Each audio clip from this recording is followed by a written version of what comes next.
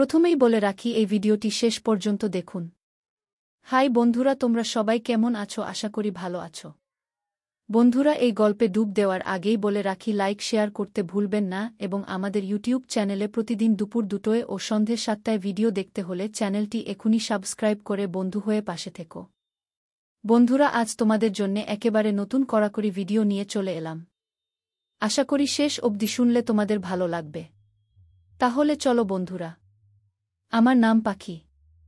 বয়স 24 বছর। ছোটবেলা থেকেই বেশ ভারী চেহারা, তাই অনেকেরই নজর ছিল আমার উপর।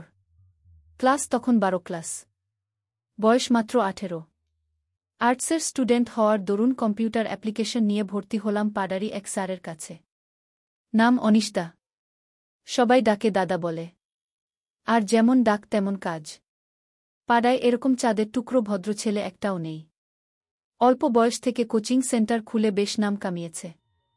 সঙ্গে এ পাড়া ও পাড়া থেকে শুরু করে ছাত্রীদের মন চুরি করে নিয়েছে। যেমন দেখতে তেমন ফিজিক্স। জিম থেকে বেরোলে কত মেয়ে যে পাগল হয়ে যেত, সেই তালিকায় আমিও ছিলাম। তবে সরাসরি বলার সাহস মোটে হয়নি।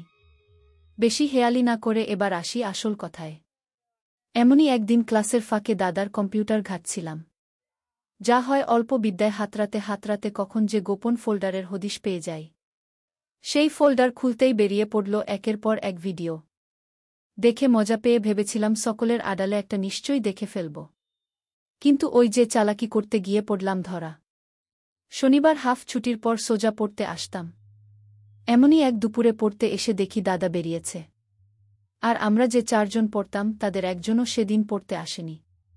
ফোন করে জানতে পারলাম যে কেউই আসবে না।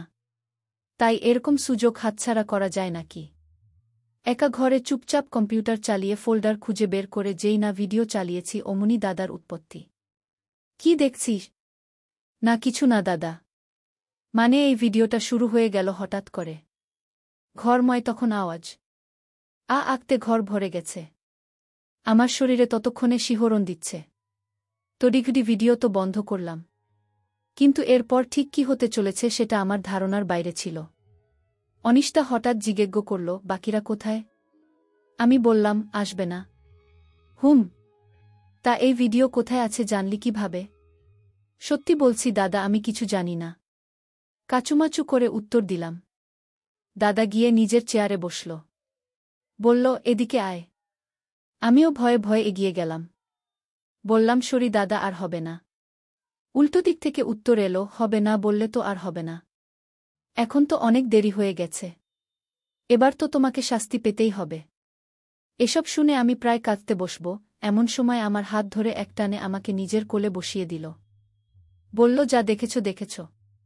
কাউকে বলনি তো? আমি উত্তর দিলাম, না বলিনি।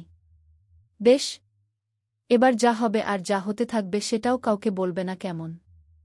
ভয় করল তবু প্রশ্ন করলাম, কি হবে? উত্তরে দাদা বলল, দেখতেই পাবে।